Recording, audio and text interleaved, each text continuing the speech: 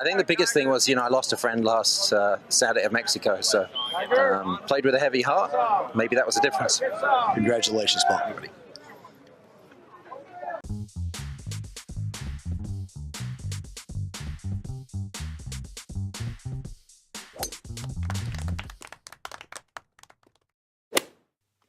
I mean, I wanted to rip him for beating Tiger, but kind of hard to do after hearing that.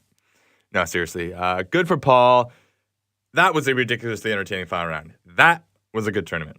And I will get to Tiger, but I've got to talk about Paul's final round 65 first. Basically an afterthought when the final round began, starting some hour and 20 minutes before the final group, and I think it was 5 shots back starting the final round. He went out there and he fired the round of the day to literally win the thing. He dropped 7 birdies and parred his final 5 holes to post a 10 underscore, which is a pretty tall task around the Snake Pit, to get his first one on tour since the 2009 Shell Houston Open.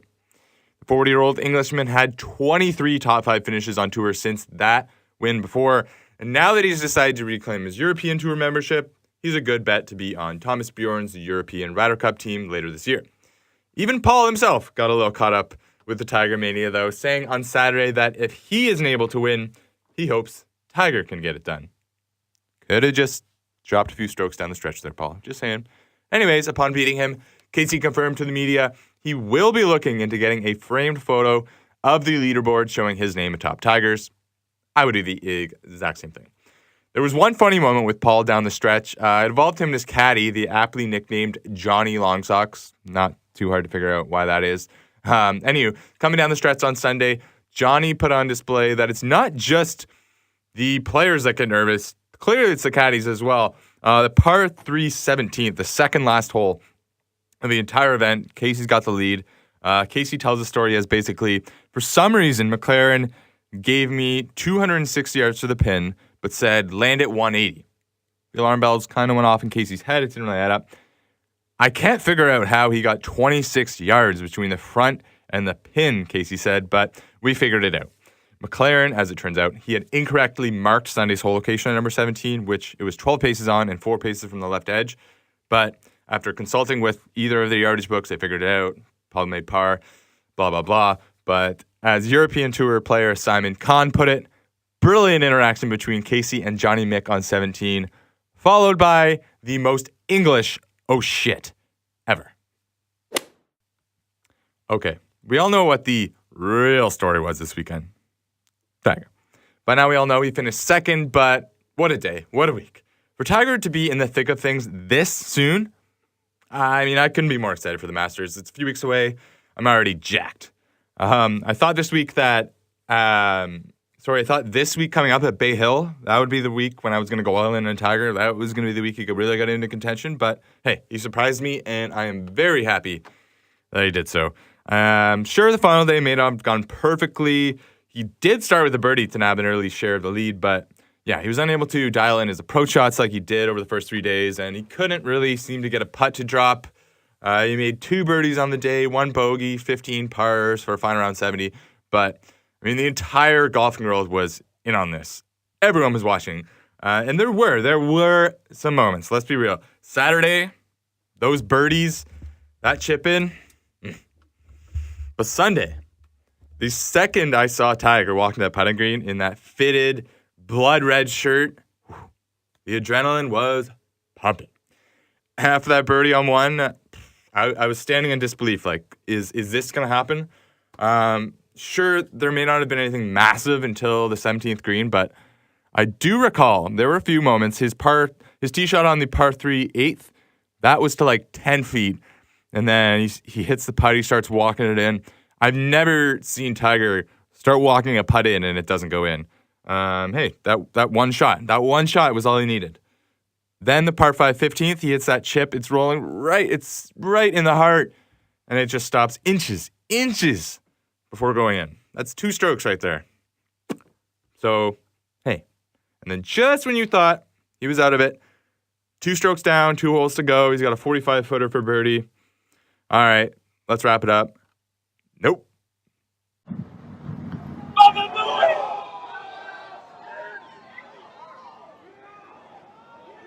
Are you serious? Are you serious?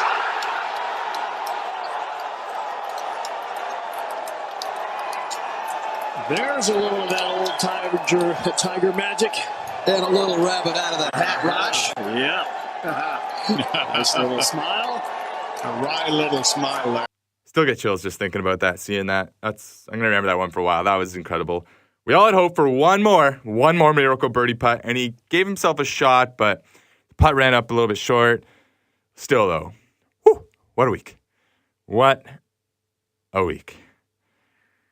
These two stats, looking back on the week, really, they put things in a lot of perspective. Obviously, a fun, emotional week. But first, Tiger is just pumping. He is pumping the ball out there. On Saturday at the par 5 14th hole, Tiger ripped one, registering a club head speed of 129.2 miles per hour.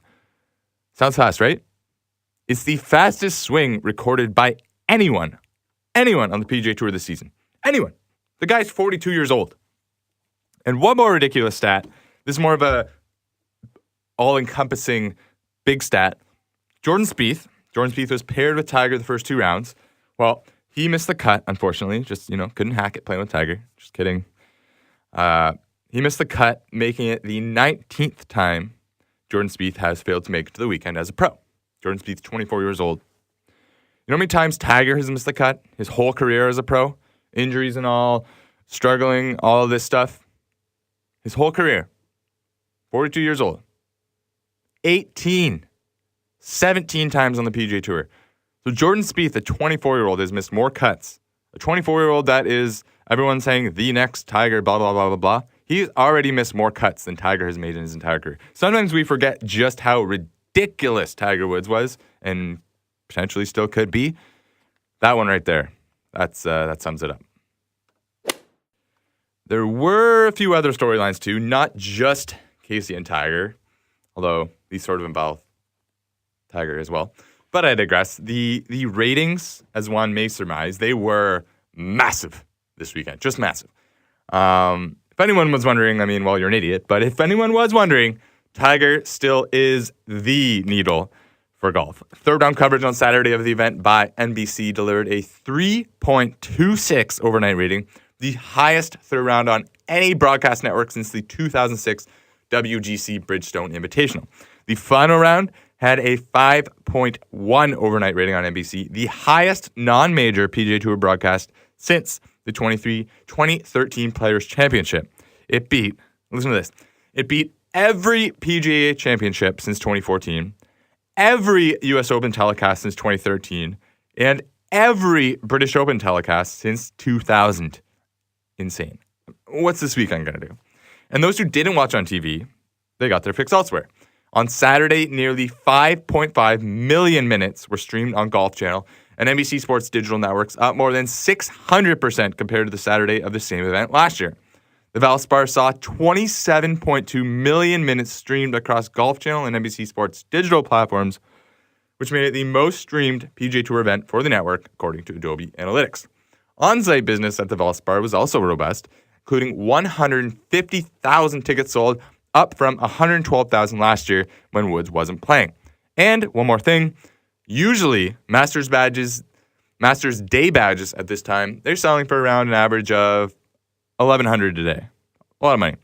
Going into last weekend, and I'm sure they've gone up more now, going into last weekend, the average badge of the Masters for a day pass was going around $2,200. Double. So yeah, I think you could say Tiger is pretty good for the game of golf. As for the other players in the tournament, yes, there were other players in the tournament. There was lots to watch and lots to learn from in the aftermath. Patrick Reed, a.k.a. Captain America, well, as much goodwill as he earned in the Ryder Cup with American golf fans, I think he may have just pissed it all away on Sunday. First of all, I know wearing the red on Sundays, that's a tribute to Tiger. He's always said if he gets in contention, he wants to wear red just like Tiger. But when Tiger himself is in contention at the same event, just maybe try wearing something else. I don't know, maybe mix it up, wear red pants and a black shirt. Something. Don't do the exact same thing as Tiger Woods. You look like an idiot. Trent from Barstool had the perfect tweet comparing the two side by side, but other than that, Patrick. Luckily, there do appear to be golf gods, as Patrick, I mean, he was going to at least be in a playoff. He looked like he was going to win. He left his birdie putt. It would have been a putt to win. He left that putt woefully short. It rolled up the hill towards the hole, and it rolled right back down the hill, right back to his feet. That led to a bogey, and he missed the playoff by 1. So that was good. The guy Tiger was paired with in the final round, Brandt Snedeker, well, he had a bit of a rough day too. Brandt has been paired with Tiger a ton since Tiger came back, more than anyone else, but playing in contention on Sunday, that is a completely different beast, and Brandt himself actually acknowledged when you're playing good, the atmosphere playing with Tiger it's the most fun, the best thing you can imagine, but if you're struggling, it's hell. It's the complete opposite. Brandt blew up on Sunday, shooting a final round 78 to finish in 31st. Tough to see that for Brandt because he's such a nice guy, but maybe that's the Tiger effect. Another guy who looked great going into the final round, that was Canadian Corey Connors. It's tough to see as a Canadian, but I'm not going to lie, I was rooting for Tiger, not Corey. So he's probably thankful he actually wasn't paired with Tiger on Sunday because he had hard enough time as it was. But, I mean, understandable given the circumstances, but he shot a final round 77 to finish in 16th place. I'm sure he would have taken it at the start of the week, considering he was the third alternate and barely even got in, but it actually ended up, to me at least, it was eerily similar to last week when second and third round leader Shubhankar Sharma, an unknown guy, he found himself in uncharted territory leading going to the final round, but stumbled in that final round. So it's kind of a similar thing. We see that in golf a lot, but it's always a little bit sad, but it's also a little bit humanizing, a little bit kind of nice to see, if you catch my drift. One guy who did perform well on Sunday, other than Paul Casey, of course, that was Sergio Garcia. Sergio matched Casey's 65 in the final round, finishing in 4th, a shot behind Tiger and Patrick Reed, and 2 shots behind Casey. I think it'll be interesting to see going forward. I kind of mentioned it. If the Tiger effect is going to start affecting guys struggling to keep their games paired with Tiger.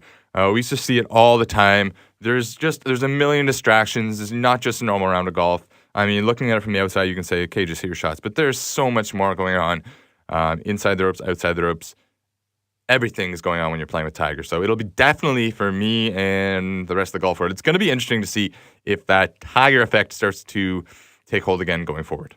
I do have one last thing I want to say on the Valspar. That has to do with the fans. First off, great fans, tons of fans. Obviously, they are everywhere. They came in huge numbers. Everyone all over was talking about Tiger. That was great to see.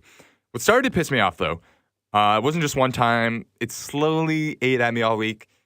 It was the pattern that every single time Tiger was off the fairway, in the rough, in the trees, anything.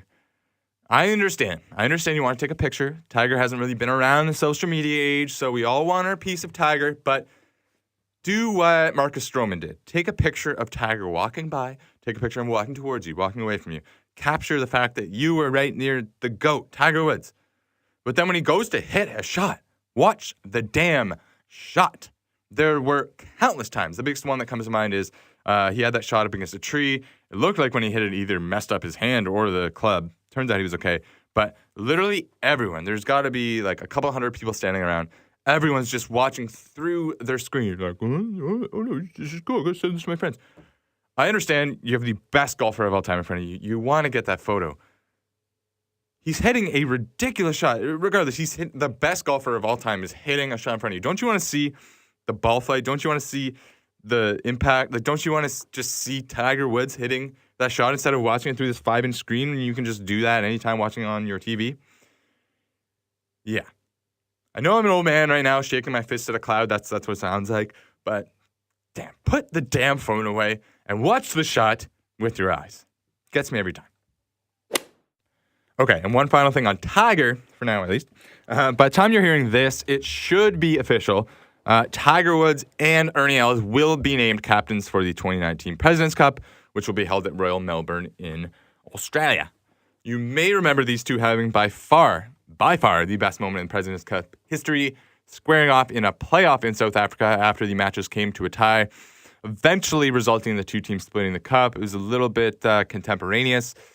Well, it won't be in South Africa this time, but Tiger versus Ernie round 2 should be a doozy. Anything for the President's Cup, anything I can do right now to get some notoriety and get some relevancy back. The Ryder Cup obviously is the bigger tournament, no doubt, but it's had a bit of a glow up itself lately. President's Cup, realistically, the internationals have got to start winning a few of these, but don't want to see that happening on Tiger's watch. So one thing I'm very interested to see, well, 2. 1, I hope Tiger can be a playing captain, and 2, if Phil Mickelson doesn't make it, now he's played on every single American team since, I believe it was 95, 97, somewhere in there. I mentioned it last week. It's a crazy, crazy amount of time. But if Phil doesn't make it, and Tiger has the option of keeping that streak alive using a captain's pick on Phil, that's going to be some riveting television. Okay, a couple of quick PGA-related stories. First, the PGA Tour has announced a new innovative augmented reality app. It's actually really cool. I checked it out. Sounds a little confusing, but it is really cool. I recommend it.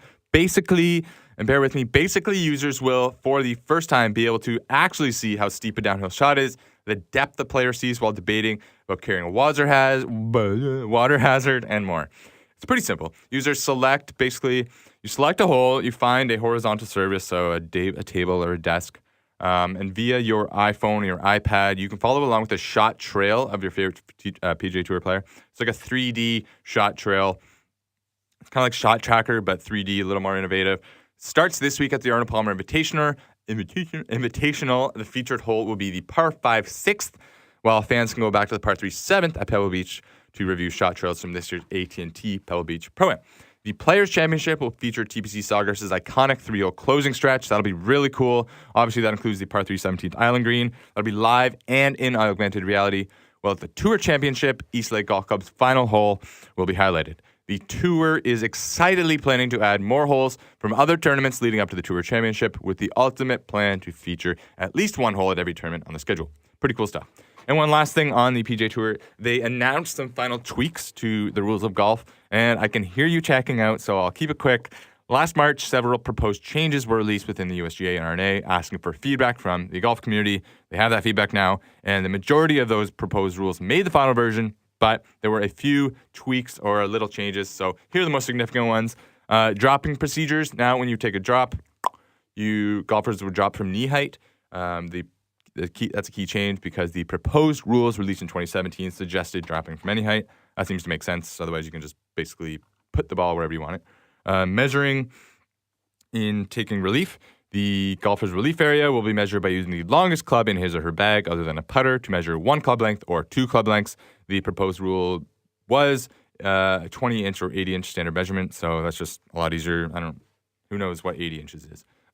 Removing the penalty for a double hit. The penalty stroke for accidentally striking the ball more than once in the course of a stroke has been removed. And the balls lost or out of bounds rule. Instead of having to go back to the tee and re-tee with a penalty stroke, now you can just drop the ball where it went out with a 2-stroke penalty, including the nearest fairway area, as I said, under a 2-stroke penalty. And that one's really just for pace of play. If you would like to see more, the updated Rules of Golf is available now on USGA.com, and 3 publications will be released this fall: The Rules of Golf, the Players' Edition of the Rules of Golf, and the official guide to the Rules of Golf. Yep, fascinating. All right, I mentioned the Masters a little earlier. That thing is coming up quick. This week we have the Arnold Palmer Invitational at Bay Hill. Next week, those who qualified will participate in the WGC Match Play. Then from there, the tour stops in Houston for the Shell Houston Open, and voila, next stop, Augusta. I can't help but think with Phil winning, Tiger right there, Jordan Spieth, Dustin Johnson, Rory, Jon Rahm, Justin Thomas, Jason Day, et cetera, et cetera, et cetera. I could go on and on. I mean, I probably say this every year, but actually, though, I cannot remember a more hyped Masters. This one's going to be... leading up to it, it's going to be ridiculous. Hopefully it lives up to it, but I'll have a lot more on that in the coming weeks. All right, this week on the PGA Tour is the Arnold Palmer Invitational at Bay Hill Club and Lodge. Bay Hill, of course, was Arnold Palmer's winter home until his passing some 19 months ago, and anything involving Arnold will attract the best players in the game. This week is no different. Tiger Woods, Justin Rose, 2016 winner Jason Day, Rory McIlroy, honorary co-host Ricky Fowler, Hideki Matsuyama. The list goes on and on and on and on and on of guys returning to challenge reigning title holder Mark Leishman as the Florida Swing embarks on its final act for 2018. Overall, Bay Hill welcomes 5 of the top 10 in the current world rankings and 12 of the top 25. Now, it has been 5 years since Tiger last teed it up at Bay Hill, but he essentially owns the place. Other than Arnie, he's had the most ownership, winning 8 times, yes, 8 times, and recording 14 top 25 finishes in 17 starts. So I think you can go ahead and make him the favorite. Ricky Fowler, taking his co-hosting duties very seriously, showed off some new threads for the week ahead of playing in honor of Arnie. Peter Jacobson and Nancy Lopez will share the hosting duties with Ricky. As for the course, Bay Hill Club and Lodge, 7,419 yards of par 72. It became an item of Palmer's affection upon playing an exhibition there in 1965. Palmer proclaimed it the, quote, best course in Florida, end quote, and set about to purchase the club to make his winter base. The PGA Tour arrived in 1979 when the old Florida Citrus Open moved across town to Arnie's place. Sounds like they won some orange juice. Bay Hill's closing trio, that was a horrible joke. Bay Hill's closing trio of holes often generates a dramatic finish, many of which have been by Tiger, but probably the most dramatic was the 7-iron hole out, number 18 by Robert Gomez to stun Greg Norman in 1990. Last year, it was Mark Leishman emerging victorious. It was his second PGA Tour win, nearly 5 years after the 2012 Travelers Championship, and he also became the first Invitational winner after Mr. Palmer's passing. I'll have my official picks in the blog on Wednesday. I can tell you right now, I'm all in on Tiger this week. I mentioned that last week. Clearly, after what happened last week, I can't not continue to be all in on Tiger this week. I may actually shed a tear or two if he wins, but we'll get to that next week. Last week, unfortunately, my streak of 3 winners in a row came to an end, but I have a good feeling about this week's picks. So again, check out Teeing Off blog, and please do the old subscribe on iTunes, rate 5 stars, etc. for the podcast. And please let me know any thoughts you have on YouTube as well, on the videos, how you like them, on Twitter, whatever the case may be. Open to any feedback, good or bad. Thanks for joining me for Teeing Off. I'm RJ McCullough, and I will talk to you next week.